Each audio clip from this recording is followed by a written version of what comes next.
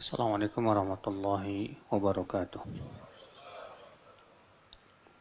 Innal hamdalillah nahmaduhu wa nasta'inuhu wa nastaghfiruh wa na'udzu billahi min shururi anfusina wa min sayyiati a'malina man yahdihillahu fala mudilla lahu wa man yudlil fala hadiya lahu wa asyhadu an la ilaha illallah wahdahu la syarika lahu wa asyhadu anna Muhammadan abduhu wa rasuluhu.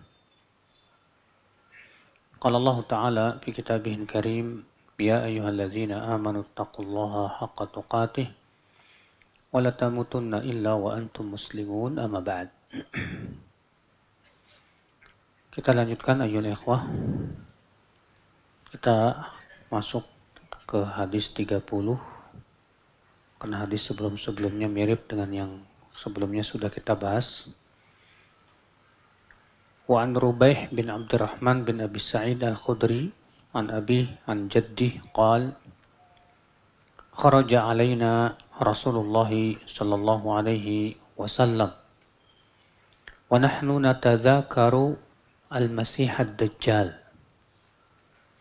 فقال ألا أخبركم بما هو أخوف عليكم عندي من المسيح الدجال فقلنا بلى يا رسول الله فقال الشرك الخفي أن يقوم الرجل فيصلي فيزين صلاته لما يرى من نظر رجل رواه ابن ماجه والبيهقي. Dari Rubaih bin Abdurrahman bin Abi Sa'id al-Khudri, dari ayahnya yaitu Abdurrahman, dari kakeknya yaitu Abu Sa'id al-Khudri, ia berkata, Rasulullah SAW keluar kepada kami dan kami saat itu sedang berbincang-bincang tentang Dajjal. Maka Rasulullah SAW bersabda, maukah aku beritahukan kepada kalian yang lebih aku takutkan dari Dajjal terhadap kalian. Artinya Nabi lebih mengkhawatirkan ini dibandingkan Dajjal. Maka kami berkata, mau ya Rasulullah, apa itu? Kata Rasulullah, asyirkul khafi, itu syirik yang tersembunyi. Ayyakuma rajul fayusalli, yaitu seseorang berdiri sholat. Fayuzayyinu sholatahu, lalu ia bagus-baguskan sholatnya. Lima yara min nadhari rajul, karena ada orang yang memperhatikan dirinya. Hadis ini menunjukkan saudaraku sekalian, ya, bahwa syirik tersembunyi itu riya ternyata lebih berbahaya dibandingkan apa? Dajjal. Kenapa? Karena Dajjal itu apa? Setiap muslim bisa melihatnya. Kata Rasulullah, tidak ada seorang pun muslim kecuali akan bisa membaca di jidatnya Dajjal apa? Kafaro. Ya. Sedangkan riya, kita terkadang nggak bisa merasakan. Terkadang kita tidak terasa dia terkena riya. Sementara akhi, ya, yang namanya dosa semakin tersembunyi, semakin bahaya. Dibandingkan dengan dosa yang bisa tampak dan terlihat. Mungkin kalau tampak kayak Dajjal, kita masih bisa menghindar, Pak. Kita bisa lari dan yang lainnya. Tapi kalau riya, ya, mengerikan. Karena pertama dia syirik kecil, dan syirik kecil sudah kita sebutkan lebih berat daripada dosa besar. Syirik kecil itu Pak, lebih berat dosanya dibandingkan makan riba, lebih berat daripada zina, lebih berat daripada semua dosa besar. Yang kedua, syirik kecil itu membatalkan amal. Yang ketiga, syirik kecil itu, yaitu riya itu Pak, pelakunya menjadi orang yang pertama kali dilempar ke dalam api neraka. Demikian pula syirik kecil itu riya ini Pak, termasuk sifat orang munafik. Jelas ya, mengerikan sekali. Makanya Rasulullah SAW mengatakan, ya, maukah aku beritahu kepada kalian yang lebih aku takutkan atas kalian dari Dajjal. Apa itu? Itu syirik tersembunyi. Syirik tersembunyi. Bagaimana? Yaitu seseorang sholat, dia bagus-baguskan sholatnya karena lupanya ada yang memperhatikan dirinya. Masya Allah, saudaraku sekalian, ini menunjukkan pentingnya kita untuk waspada, untuk selalu berhati-hati. Makanya setiap kita harus introspeksi terus, Pak. Ketika kita sedang sholat nih, ketika sebelum sholat kita periksa hati kita, ada nggak kemasukan riya? Ketika kita sedang sholat, periksa terus. Jangan sampai kemudian kemasukan apa? Penyakit riya ini, Pak. Bahaya sekali makanya. Iya. Hadis berikutnya, an Mahmud bin Labid qala kharaja an-nabiy sallallahu alaihi wasallam faqala ya ayyuhan nas iyyakum wa syirkas sarair. Qalu ya Rasulullah wa ma syirkus sarair? Qal yaqumur rajul fayusalli fayuzayyinu salatahu jahidan lima yara min nadharin nasi ilaih fadzalika syirkus sarair. Rahu Ibnu Khuzaimah fi sahihi. Dari Mahmud bin Labid ia berkata, Nabi SAW keluar dan bersabda, hai manusia, hati-hati kalian dengan syirik yang tersembunyi. Mereka berkata, wahai Rasulullah, apa itu syirik yang tersembunyi? Kata Rasulullah, yaitu seseorang berdiri sholat, lalu ia bagus-baguskan sholatnya karena orang-orang memperhatikan dirinya. Itulah syirik yang tersembunyi. Makanya aneh Pak ya, kalau ada orang kok berani mengupdate sholatnya gitu loh Pak. Iya, karena dia jadi imam, dia rekam sendiri, dia upload ke Facebook, ke YouTube, dan yang lainnya. Mungkin kita yang melihatnya, ya husnudzon aja, mungkin mudah-mudahan ikhlas gitu kan. Tapi orang yang melakukannya Pak, siapa yang bisa menjamin dia bisa ikhlas loh Pak? Iya. Karena ini masalahnya syirik yang sangat apa? Tersembunyi sekali. Kenapa? Ya tersembunyi karena terkadang ya itu Pak. Kita tidak merasa ternyata sudah terkena penyakit tersebut. Maka dari itu ya akhi, sebagaimana sudah saya sebutkan kemarin ya, bahwa salafus soleh itu sangat berusaha bagaimana menyembunyikan amal. Jangan sampai ketahuan orang gitu loh. Kenapa? Karena memperlihatkan amal itu memang ada sisi bagusnya, yaitu dalam rangka orang-orang supaya ngikutin misalnya. Tapi kan untuk menjaga keikhlasan ini yang paling susah. Sufyan Ats-Tsauri berkata apa? Ya kata beliau, ma'alajtu syai'an asyadda minni ya. Tidaklah aku meluruskan sesuatu yang lebih berat dari niat itu. Ya. Hati-hati saudaraku. Hadis berikutnya. Wa an Mahmud bin Labid anna Rasulullah sallallahu alaihi wasallam qala inna akhwafa ma akhafu alaikum asyirkul asghar. Qalu wa ma syirkul asghar ya Rasulullah? Qala ar-riya. Yaqulullahu azza wa jalla idza jazan nasa bi a'manihim idhabu ila alladhina kuntum tura'una fid dunya fanzuru hal tajiduna indahum jazaa. Rawahu Ahmad bi isnadin jayyid wa Ibnu Abi Dunya wal Baihaqi fi Zuhdi wa ghairuhu. Dari Mahmud bin Labid bahwasanya Rasulullah SAW bersabda, sesungguhnya yang paling aku takutkan atas kalian yaitu syirik kecil. Mereka berkata, apa itu syirik kecil ya Rasulullah? Kata Rasulullah, yaitu riya. Allah subhanahu wa ta'ala pada hari kiamat nanti ketika Allah memberikan balasan kepada manusia akan berfirman kepada orang-orang yang ria. Pergi kalian kepada orang-orang yang kalian harapkan pujiannya waktu di dunia dulu. Lihat oleh kalian. Apakah kalian mendapatkan balasan dari mereka? Pahala dari mereka? Subhanallah ya akhi. Orang yang ria diusir sama Allah di hari kiamat. Pergi kamu. Pergi kamu ke sana, ke orang-orang yang kamu harapkan apa? Pujiannya itu. Lihat sama kamu sana. Apakah mereka bisa memberikan pahala kepada kamu? Sementara manusia bisa ngasih pahala nggak Pak? Enggak.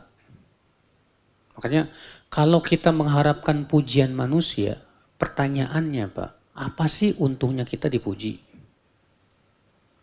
Coba pikirkan baik-baik dengan akal sehat. Kalau kita mengharapkan pujian manusia, apa untungnya dipuji manusia? Yang kedua, bukankah pujian Allah segala-galanya untuk kita, Pak? Kalau ternyata kita masih membutuhkan pujian manusia dan tidak merasa cukup dengan pujian dari Allah, berarti sama saja kita seakan-akan menyamakan pujian Allah dengan pujian apa? Manusia ya. Maka ingat ini baik-baik ya. Ketika kita terkena penyakit ria, segera kita ingat ngapain saya mengharapkan pujian manusia. Yang namanya manusia itu Pak, dia bisa memuji kita dan dia juga bisa mencela kita. Hari ini dia puji kita, besok mungkin dia akan apa? Cela kita. Dan yang namanya hati manusia itu di tangan siapa? Allah. Allah mampu membolak-balikan hati manusia tidak Pak? Sangat mampu. Ketika kita berharap pujian mereka, Allah mampu kok menjadikan hati mereka ya merasakan kalau kita itu ria. Sehingga akhirnya apa? Bukan mereka memuji, malah mencela kita. Ya. Kadar itulah saudaraku, Al-Imam Ibnu Qudamah mengatakan ya, hubbus sana, cinta pujian itu babun min abwabir riya. Pintu masuknya apa? Riya. Ya. Hadis 33. Wa an Abi Sa'id bin Abi Fadhalah wa kana min as-sahabah qala sami'tu Rasulullah sallallahu alaihi wasallam yaqul idza jama'a Allahu al-awwalina wal akhirin li yaumil qiyamah li yaumil la raiba fihi nada munadin man kana asyraka fi amalihi lillahi ahadan falyatlub thawabahu min indihi fa inna Allah aghna syuraka 'anil syirk. Rahu Tirmidzi fi tafsir wa Ibnu Majah wa Ibnu Hibban fi sahihi wal Baihaqi. Dari Abu Sa'id bin Abi Fadhalah, beliau termasuk salah seorang sahabat Nabi. Ia berkata, aku mendengar Rasulullah SAW bersabda, apabila Allah mengumpulkan seluruh manusia dari awal sampai akhir, di hari kiamat nanti, yaitu hari yang tidak ada keraguannya, maka akan ada yang menyeru, siapa yang mempersekutukan Allah dalam amalannya, di mana ia masih mengharapkan pujian seseorang, silahkan ia minta pahalanya kepada orang tersebut. Karena Allah paling tidak butuh kepada orang, kepada sekutu. Iya. Subhanallah ya. Lihat orang-orang yang ria mengharapkan pujian. Ternyata orang yang memuji kita itu nggak bisa ngasih pahala, Pak. Dan juga tidak bisa menyelamatkan kita dari api neraka. Bahkan orang yang memuji kita saja, ya, dia tidak bisa menghindarkan dirinya dari azab Allah. Maka siapapun yang sadar tentang masalah ini, dia tidak akan mengharapkan pujian manusia, Pak. Ya. Hadis 34. Wa an Abi Hurairah anna Rasulullah sallallahu alaihi wasallam qala qala Allah azza wa jalla ana aghna syuraka'i 'ani syirk faman amila li amalan asyraka fihi ghairi fa ana minhu bari wa huwa lilladzi asyrak. Rawahu Ibnu Majah wa Ibnu Khuzaimah fi sahihi wal Baihaqi wa rawatu Ibnu Majah thiqat. Dari Abu Hurairah bahwasanya Rasulullah SAW bersabda, Allah Ta'ala berfirman, yaitu hadis qudsi namanya, aku yang paling tidak butuh kepada sekutu. Maka siapa yang beramal amalannya karena aku, tapi ia sekutukan juga karena selain aku, maka aku berlepas diri darinya dan ia untuk selain aku tadi. Iya. Subhanallah. Allah tidak butuh sekutu. Maka kalau kita sekutukan Allah dengan kita mengharapkan pujian manusia, maka Allah berlepas diri, Pak. Allah tidak akan berikan pahala, justru Allah berikan padanya apa? Siksa. Ya, nasallallahu salamata wal afiyah. Hadis 35, warwal Baihaqi an Ya'la bin Shaddad an abihi qala kunna na'uddu riya fi zamanin Nabi sallallahu alaihi wasallam asyirkal asghar. Dan Baihaqi meriwayatkan dari Ya'la bin Shaddad dari ayahnya, ia berkata, kami dahulu menganggap riya di zaman Nabi sallallahu alaihi wasallam itu termasuk syirik kecil. Apa itu riya? Riya itu pengen dilihat orang. Ya. Riya itu ingin mendapatkan pujian manusia. Dan sudah kita jelaskan kemarin ya, bahwa riya ada dua macam ya. Ada riya syirik, ada riya ikhlas. Apa riya? Riya syirik itu seseorang beribadah karena berharap pujian manusia. Itu namanya riya syirik, Pak. Ada lagi riya ikhlas, apa itu? Yaitu seseorang ingin diakui keikhlasannya. Ya, ingin diakui apa? Keikhlasannya. Nah, ini namanya riya ikhlas, Pak. Jangan pernah kita mengharapkan pujian manusia, Pak. Ya, terkadang kita masih mengharapkan pujian manusia, Pak. Mengharapkan pengakuan maksudnya. Kita sudah banyak ya punya andil dalam dakwah misalnya. Atau kita sudah banyak jasa misalnya. Banyak orang mendapat hidayah melalui tangan kita misalnya. Lalu kemudian kita merasa saya punya jasa. Dan kemudian jasa-jasa kita ingin diakui gitu sama orang. Ini hati-hati loh. Ini bisa termasuk apa? Riya, saudaraku. Iya. Kita nggak butuh pengakuan orang. Orang nggak mengakui kita juga nggak masalah kok. Yang penting Allah sudah kasih pahala kepada kita, selesai. Iya. Kalau ternyata kita sudah berusaha, alhamdulillah kita sudah banyak andil, sudah banyak jasa dan yang lainnya. Qadarullah orang tidak mengakui kita. Ya nggak masalah. Kita nggak mengharapkan pengakuan manusia. Yang kita harapkan pengakuan dari Allah Azza wa Jalla. Selesai. Ya. Sekarang kan ada orang sampai mungkit-mungkit, ya, sambil marah-marah. Saya ini sudah banyak jasanya di sini. Waduh. Ini masjid kalau bukan karena saya yang bantu, nggak bakalan seperti ini nih masjid nih. Wah, ya. Ini dakwah kalau bukan karena saya yang memulai, kalian nggak bakalan paham. Kita katakan ya akhi, ya, semua karunia dari Allah. Allah yang memberikan kepada kamu karunia. Alhamdulillah. Kamu sudah diberikan pahala besar oleh Allah. Alhamdulillah. Adapun kamu kemudian ingin diakui jasa-jasamu. Ingin diakui ya kiprahmu.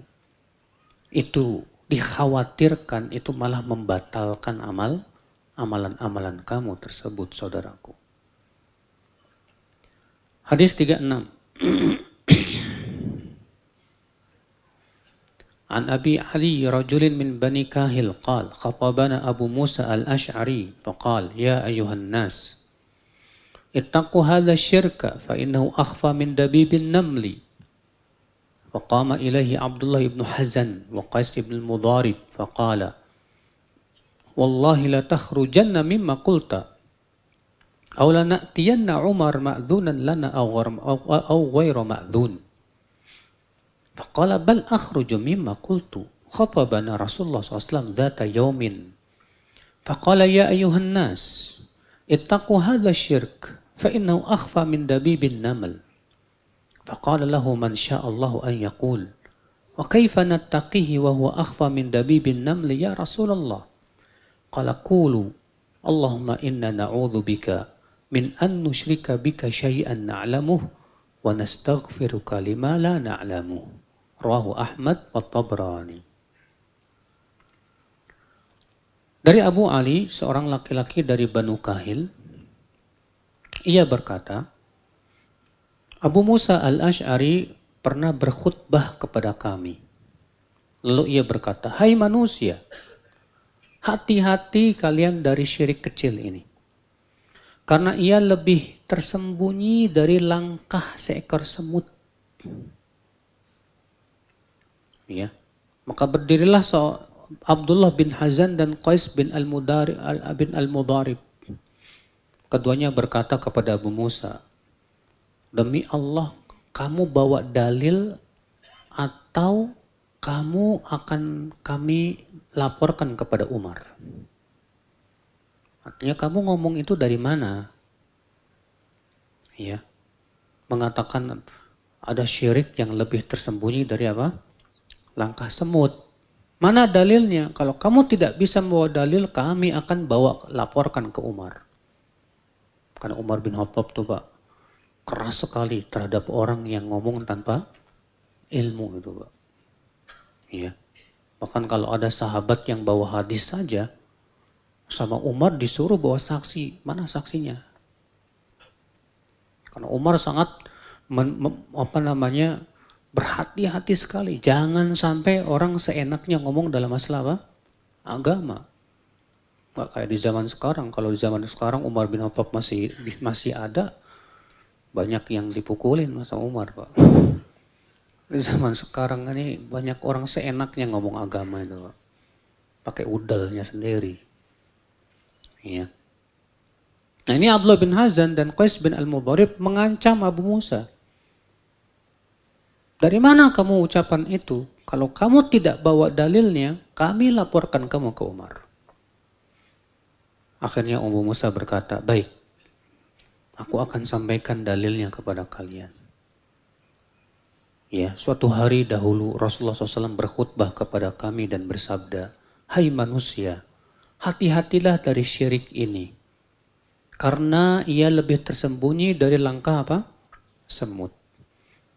Lalu ia pun berkatalah kepadanya apa yang Allah kehendaki. Kemudian ia berkata, bagaimana kami bisa menghindarinya wahai Rasulullah? Sementara ini lebih tersembunyi dari langkah kaki, langkah semut. Maka Rasulullah bersabda, ucapkan doa ini. Allahumma inna na'udzubika min an nusyrika bika syai'an na'lamu wa nastaghfiruka lima la na'lamu.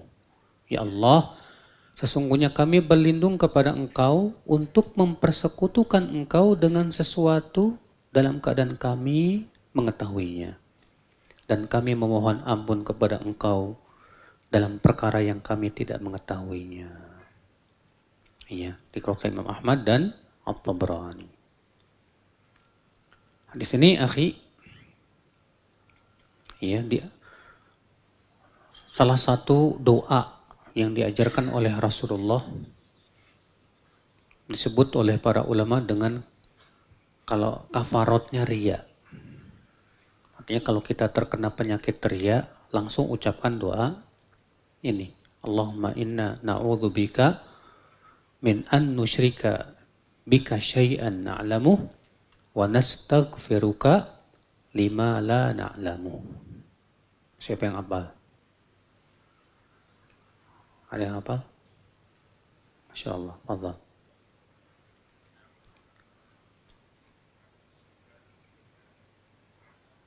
Syai'an na'lamu Masya Allah. Barakallah fiik. Ada lagi yang hafal?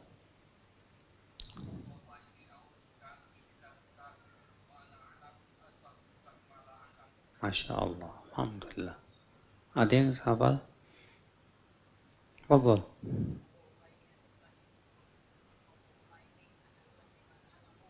A'udzu bika.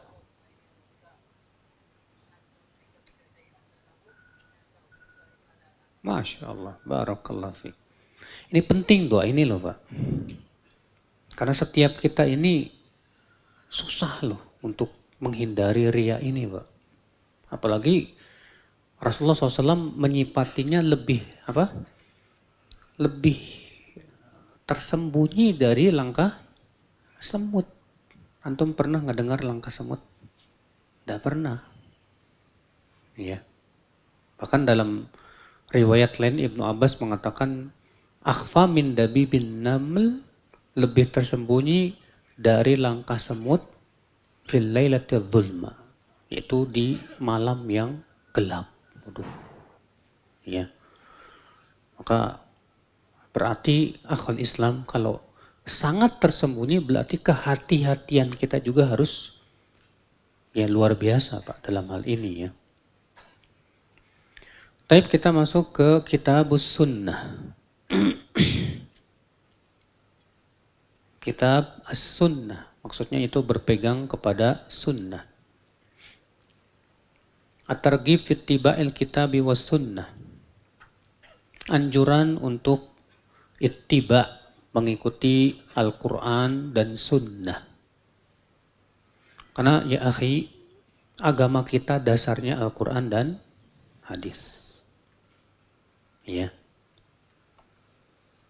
Maka kewajiban kita dalam beragama wajib berdasarkan Al-Quran dan hadis. Jangan sampai kita beragama hanya sebatas ikut-ikutan Mas. Ikutin pendapat ustadz, kiai tanpa tahu dalilnya.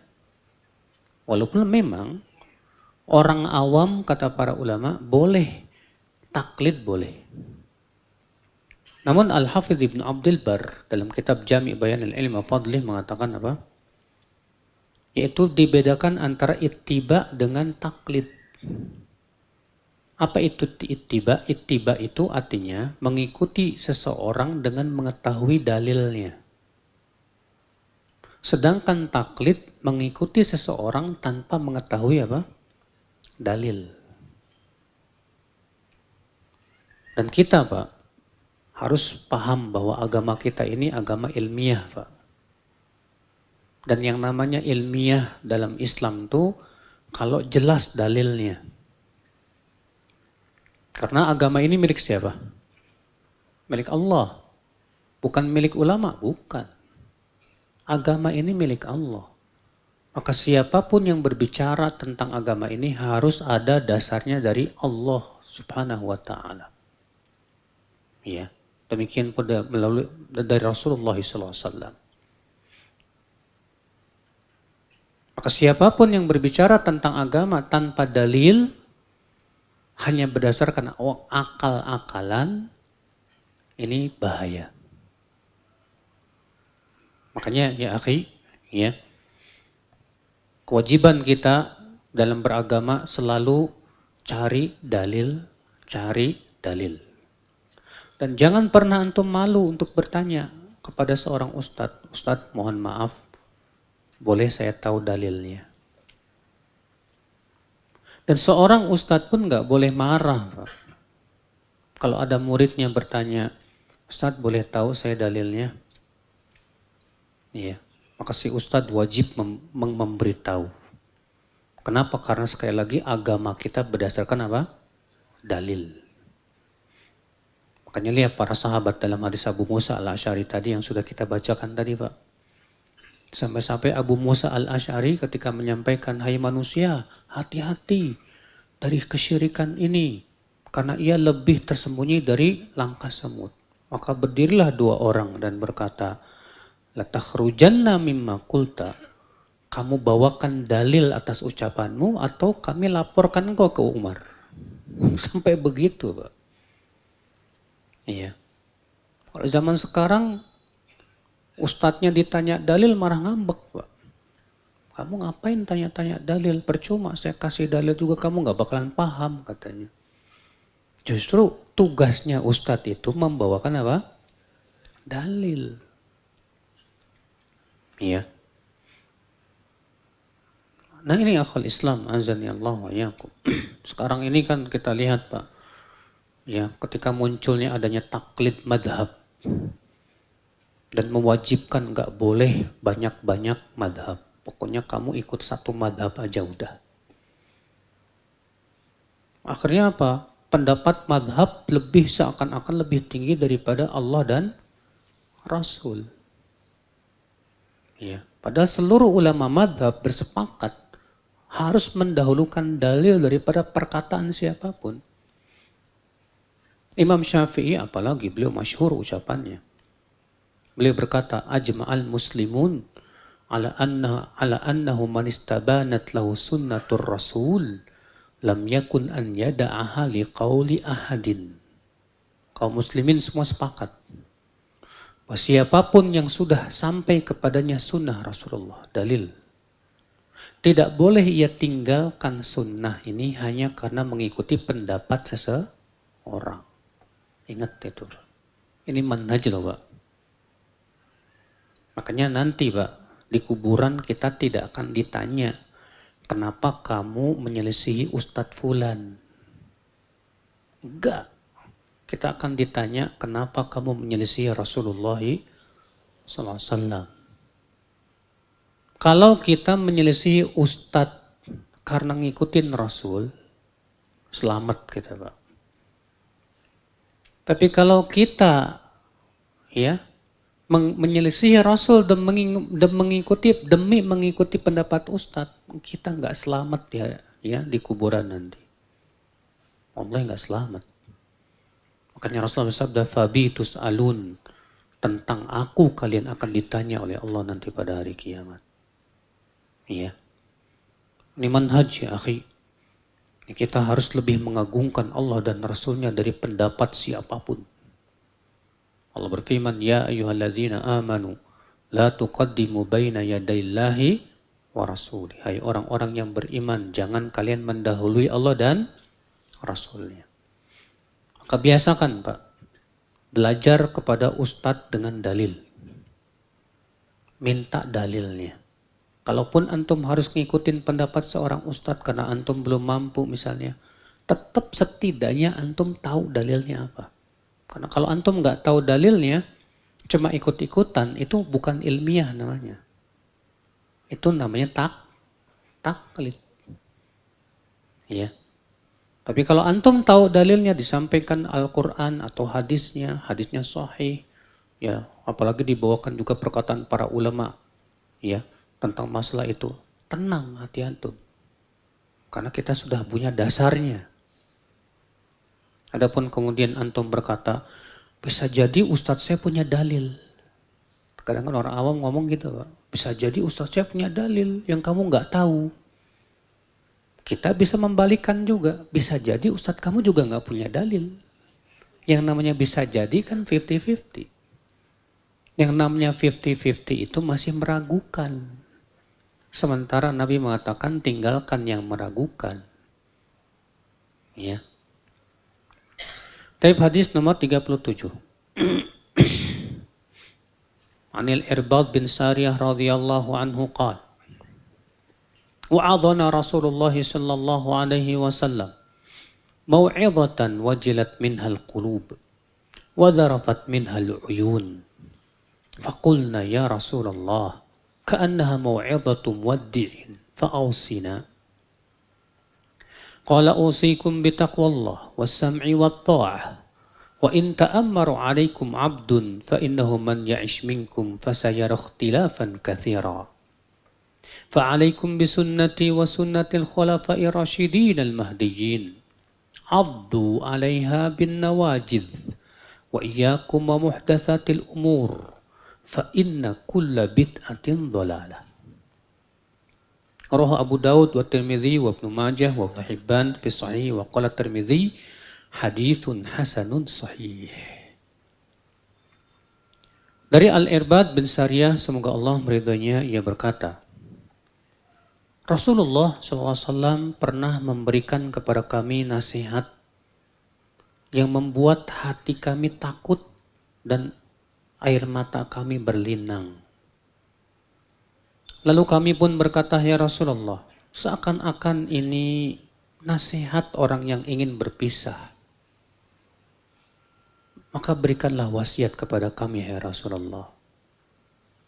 Maka Rasul bersabda, aku wasiatkan kalian untuk bertakwa kepada Allah.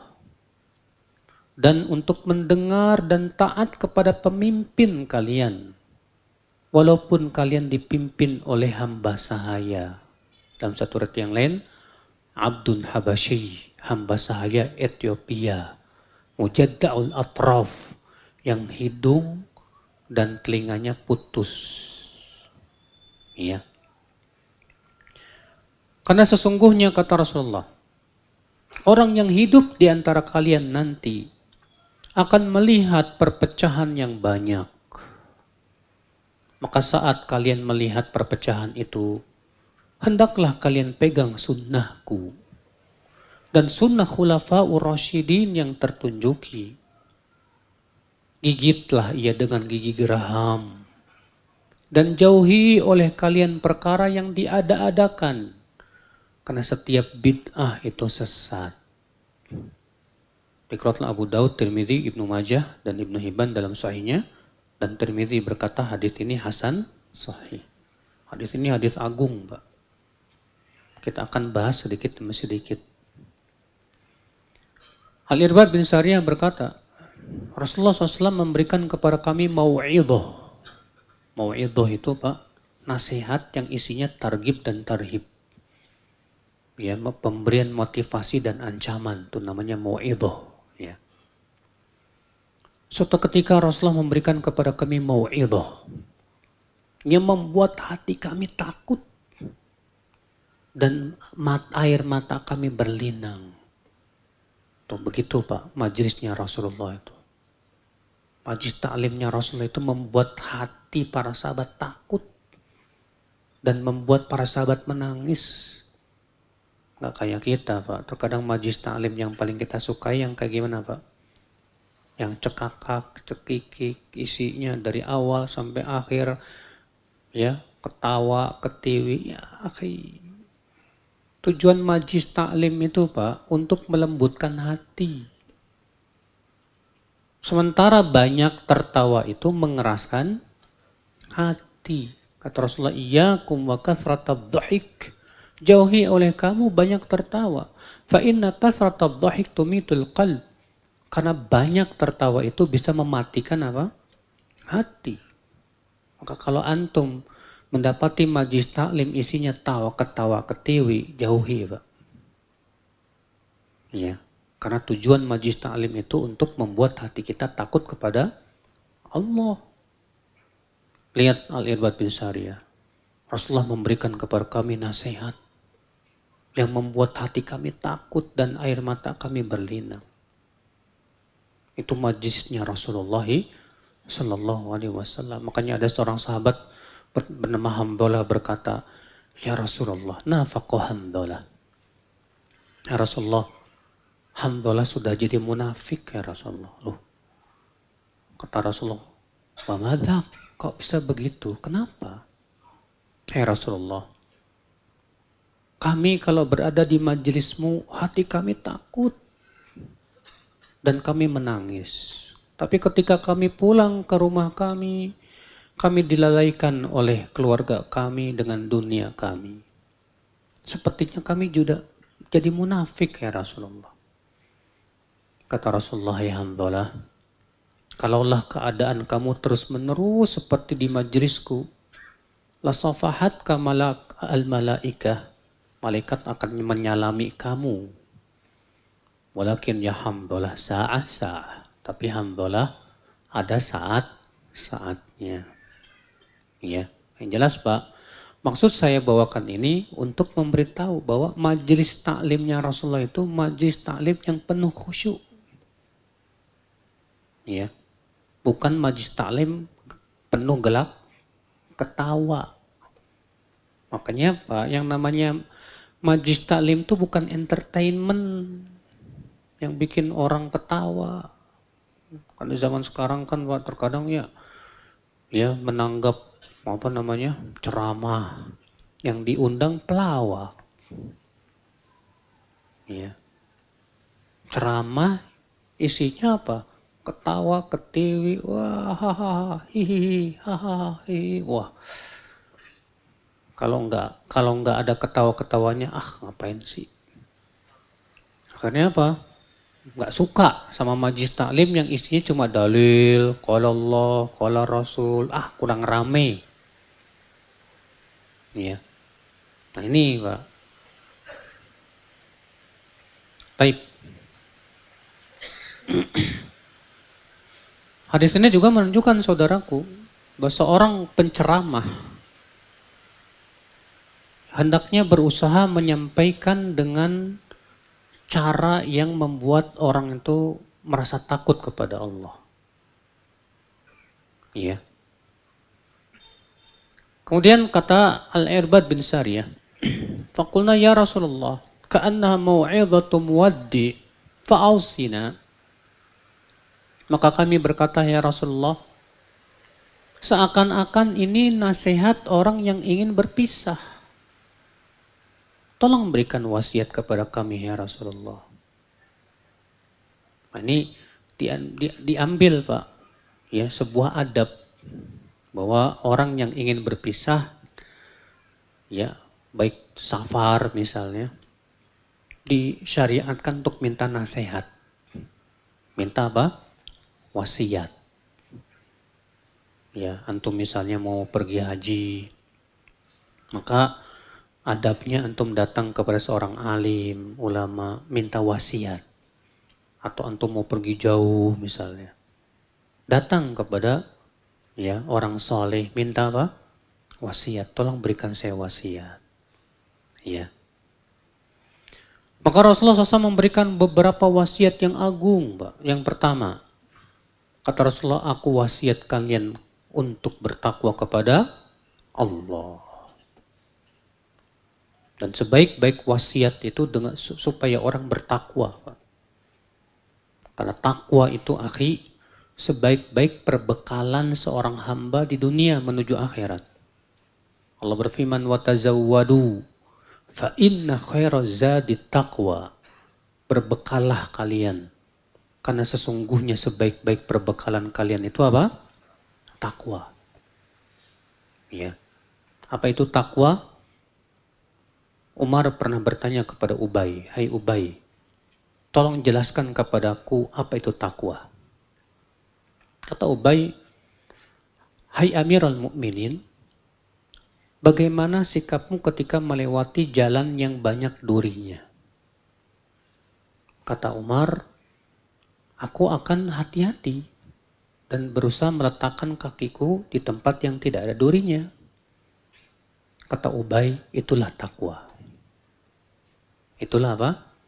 Takwa. Jadi takwa itu hakikatnya apa? Kita berhati-hati di dunia. Jangan sampai melakukan perbuatan yang membuat kita menyesal nanti di akhirat. Ya. Itulah takwa, Pak.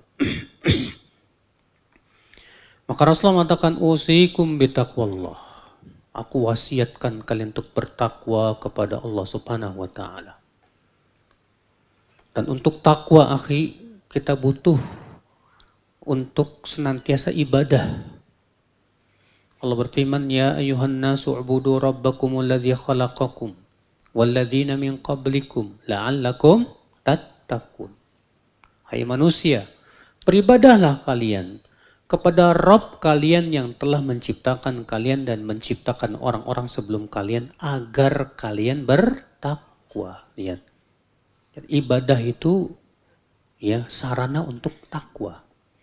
Ketika Allah wajibkan puasa, ya ayyuhalladzina amanu kutiba alaikumus siyam kama kutiba alal ladzina min qablikum la'allakum apa? Tattaqun. Berarti Pak, supaya kita bertakwa, kita harus beramal soleh Pak. Dan amal soleh yang tidak menimbulkan takwa, tanda amal itu belum diterima. Maka ketika amal soleh menimbulkan takwa, itu tanda insya Allah amal kita diterima. Makanya kalau ada orang bertanya, apa sih tandanya puasa Ramadan saya diterima sama Allah? Ya, kita katakan tandanya setelah Ramadan kamu menjadi lebih bertakwa. Kenapa? Karena ketika Allah mewajibkan bulan Ramadan dan puasa Ramadan, Allah menyebutkan tujuannya. La'allakum tattaqun. Supaya kamu bertakwa. Kalau misalnya kita sholat, tapi sholat kita tidak berpengaruh, tidak menimbulkan takwa, itu hati-hati Pak. Apalagi sholat kita belum diterima oleh Allah. Iya. Ini wasiat yang pertama. Udah masuk Isya ya. Tapi insya Allah pada pertemuan yang akan datang kita akan lanjutkan lagi pembahasan ini, hadis ini. Karena hadis ini hadis yang agung sekali ya. Silakan azan dan tanya jawab setelah azan insya Allah. Nah.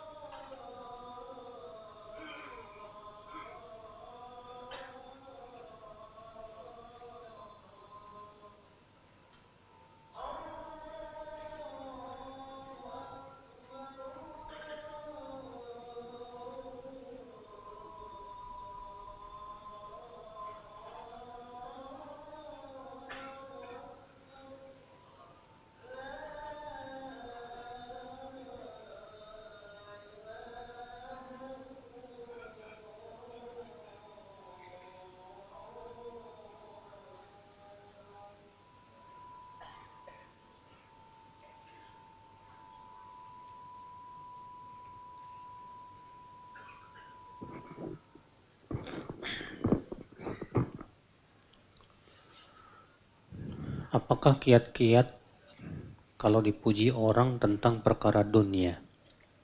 Seperti kita berdagang, dagangan kita dipuji orang ramai terus. Dan punya anak, anaknya pintar-pintar semua. Kalau kita dipuji karena dagangan kita ramai, ucapkan, Hadza min fadli Rabbi, liyabluwani aashkuru am akfur. Ini semua karunia dari Allah. Dan Allah ingin menguji saya. Apakah saya bersyukur atau kufur? Iya. Jadi, kalau kita dipuji seperti itu, langsung kita ingatkan bahwa ini semua karunia dari siapa? Allah. Yang kedua, langsung kita ingat bahwa ini hakikatnya ujian. Dengan dagangan ramai kita akan bersyukur atau malah kufur. Iya. Karena banyak orang terkadang, Pak, gayanya kayak si Korun. Apa kata si Korun? Innama utituhu ala ilmin indi. Aku diberikan kekayaan ini karena kepintaran saya. Iya. Oh, kamu dagangannya ramai terus ya? Iya dong mas, saya kan memang ahli dalam bisnis. Waduh mas. Ini orang gak syukur nih. Ya, karena kenapa? Ini termasuk kufur nikmat kata para ulama. Maka kalau keadaannya seperti ini, langsung nisbatkan semua kepada Allah. Katakan semua ini karunia dari Allah. Dan semua ini ujian buat saya. Apakah saya akan bersyukur atau kufur. Kalau punya anak, dipuji anaknya pintar-pintar, hati-hati. Supaya anak kamu tidak terkena ain nantinya, Pak. Ya. Anak kamu pintar-pintar ya, kita kamu bilang ke dia, Qul barakallahu fiik. Ucapkan dong, doain dong, barakallahu fiik. Semoga Allah memberkahimu. Supaya anak-anak saya nggak kena ain kamu. Ya. Alhamdulillah, masalah kepintaran Allah yang ngasih, Mas. Cuma masalahnya saya khawatir nih anak-anak saya kena ainnya kamu. Disebutkan dalam hadis, ya, kebanyakan umatku meninggal itu karena penyakit ain. Umat Islam, ya, kebanyakan meninggalnya karena apa? Penyakit ain. Iya. Penyakit ain itu pandangan mata yang dengki. Iya. Kalau pekerjaan kita di kantor dijadikan penilaian oleh kantor itu riya bukan ya. Kalau urusan dunia Pak itu enggak masalah. Riya itu ya sangat berbahaya kalau berhubungan dengan masalah apa? Ibadah. Adapun kalau pekerjaan kantor antum berusaha bersungguh-sungguh kemudian jadi penilaian antum akhirnya naik tingkat itu masalah dunia. Masalah dunia memang diinginkan padanya dunia. Boleh-boleh saja silahkan seperti itu.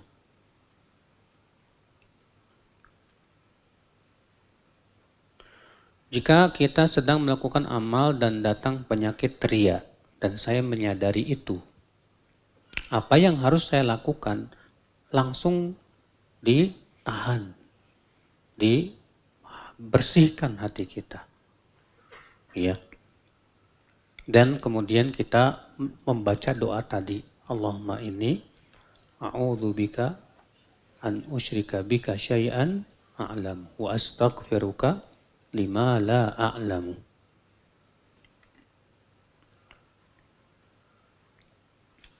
Bagaimana dalil bisa ditemukan Ustadz? Karena kan zaman dulu tidak ada teknologi. Itulah Pak, Allah ingin menjaga Al-Quran dan hadis dan bagi Allah mudah. Caranya gimana? Di zaman dulu nggak ada teknologi tapi otaknya kayak kaset. Otaknya kayak apa? Kaset bisa kusut, ini nggak kusut-kusut. Imam Bukhari sekali dengar langsung hafal. Bayangkan. Sebutkan bahwa Imam Bukhari kalau duduk di majlis taklim nggak pernah nyatet, Pak. Akhirnya teman-temannya itu menyalahkan Imam Bukhari. Hai Bukhari, ya kami tidak mau mengambil dari kamu karena kamu tidak mencatat. Imam Bukhari diam aja. Tapi setiap hari ditegur lagi, tegur lagi, tegur lagi. Akhirnya Imam Bukhari kesal. Apa kata Imam Bukhari? Coba sudah berapa hadis yang sudah disampaikan guru kita dari awal semenjak kita duduk? Gak tahu. Maka Imam Bukhari menyebutkan sudah 15.000 hadis. Hari pertama hadisnya ini. Sampai yang nyatet aja ngebetulin catatannya dari hafalan Bukhari. Iya. Itu tidak aneh di zaman dulu, Pak.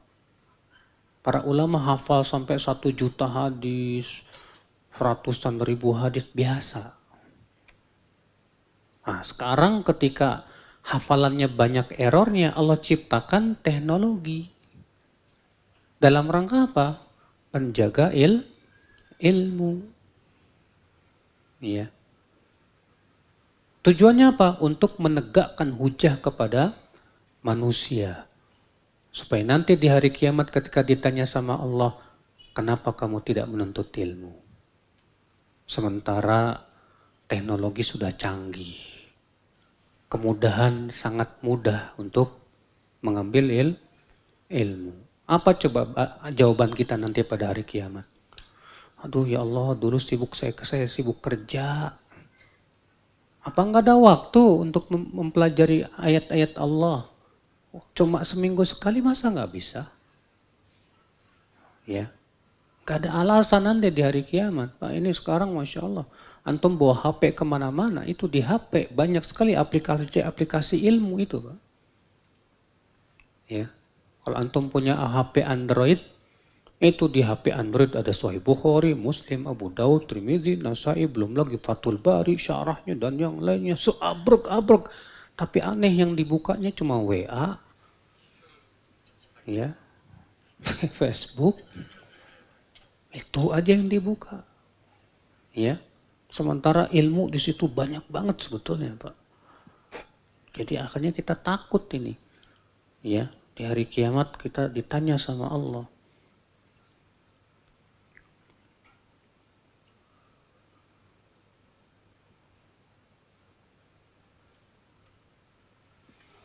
Bagaimana menurut siasat syariah tentang usul perda religius di salah satu kota? Apa itu saya nggak tahu, Pak.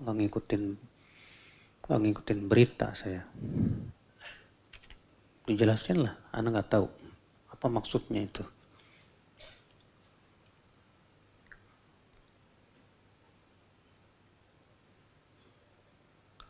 Ada sebagian orang meyakini bahwa benar Al-Quran adalah firman Allah.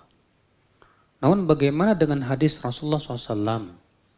Apakah itu benar bisa jadi karangan manusia saat ini? Bagaimana menanggapi pertanyaan seperti ini, Ustadz? Orang yang berkata ini akibat nggak paham ilmu hadis. Suruh dia kuliah dulu fakultas hadis, Pak. Siapapun yang belajar ilmu hadis, dia akan tampak bagaimana Allah menjaga hadis Rasulullah SAW. Dari zaman sahabat, tabi'in, para ulama menjaga hadis itu luar biasa, Pak. Perhatian para ulama terhadap hadis Rasulullah SAW. Sampai-sampai perawi-perawinya diperiksa betul-betul. Siapa namanya, sampai 7 turunan. Siapa guru-gurunya, kemana saja dia menuntut ilmu, kapan dia lahir, ya, kapan dia meninggal, bagaimana kecerdasannya, bagaimana kesikohannya. Wah, detail banget, Pak. Ya. Sampai diperiksa buku catatannya itu, diperiksa betul. Mereka tahu ini perawi bisa dipercaya, ini perawi tidak bisa dipercaya. Itu semua mereka hafal, Pak. Imam Bukhari umur 18 tahun menulis buku berjudul At-Tarikhul Kabir. Kata beliau, dalam buku ini aku masukkan 10.000 perawi. Setiap perawi aku tahu dan kenal namanya, keturunannya, ya dari mana ia, di mana dia menuntut ilmu, siapa guru-gurunya, siapa murid-muridnya. Betul-betul itu, Pak. Ya.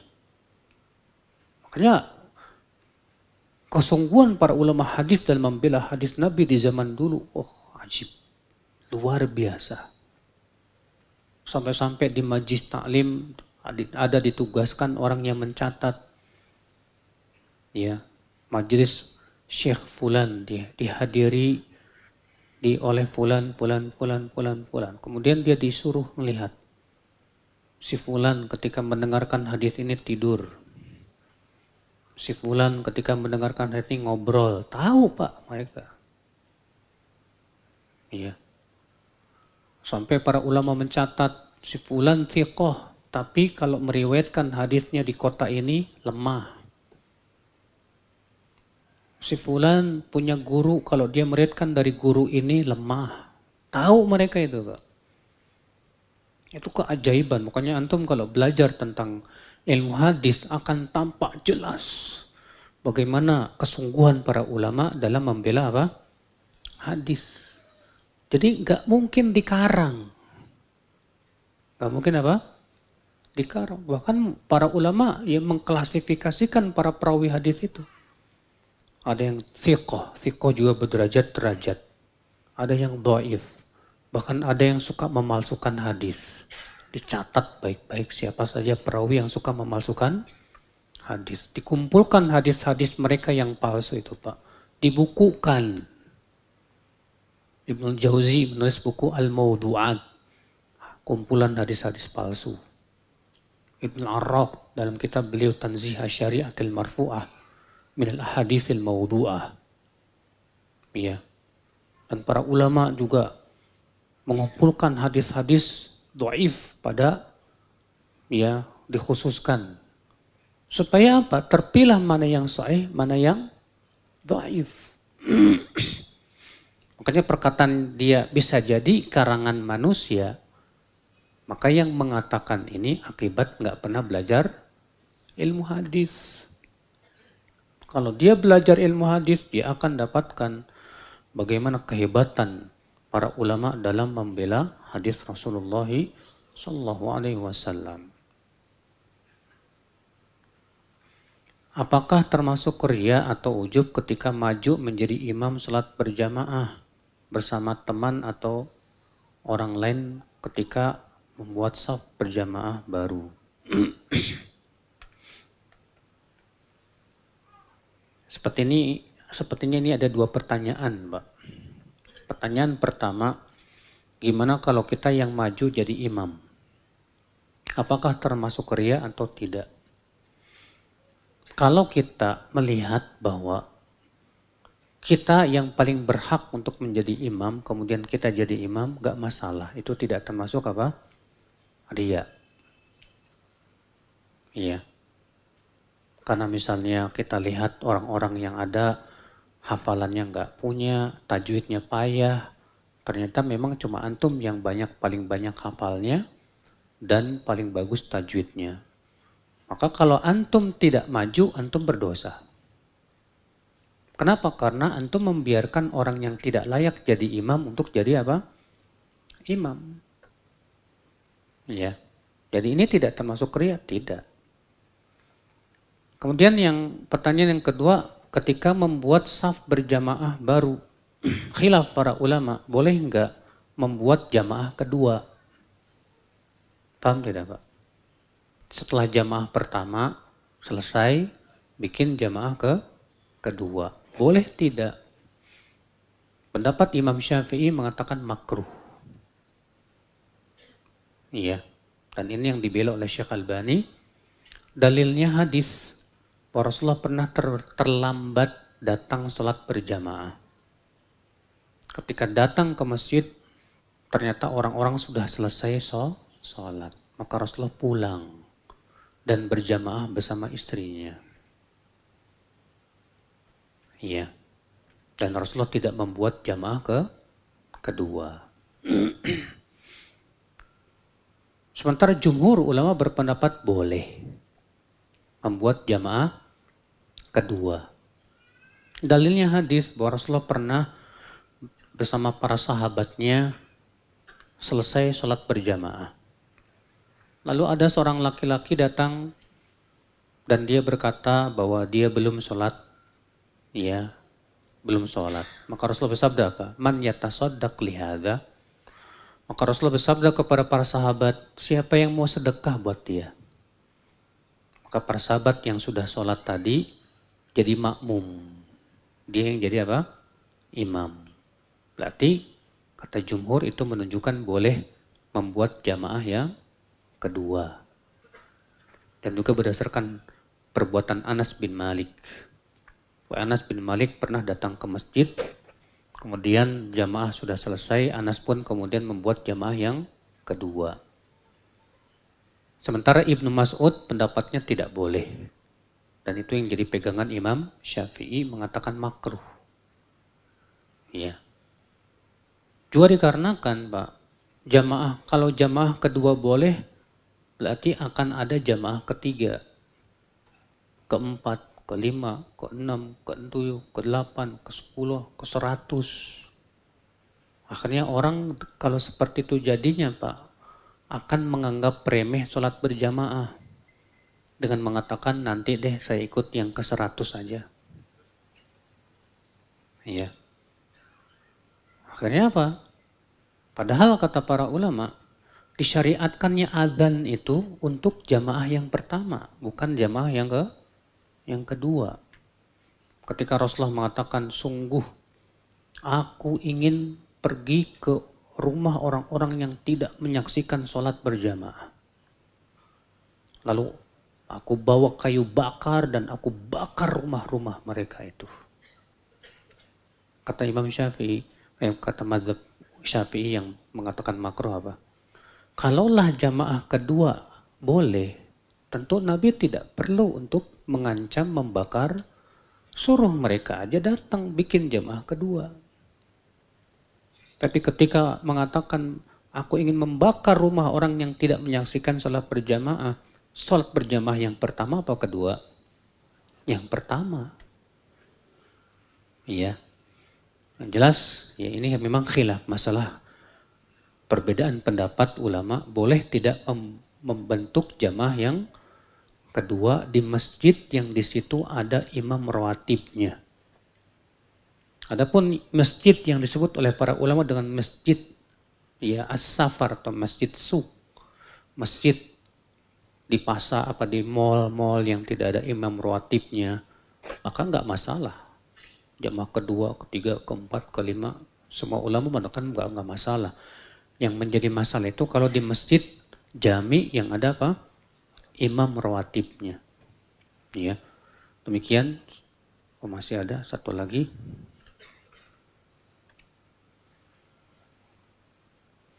Bagaimana kalau kami memperlihatkan cara gerakan yang sesuai sunnah di tempat yang kita nilai kurang sunnah? Itu termasuk riya apa enggak? Ya tergantung hatinya.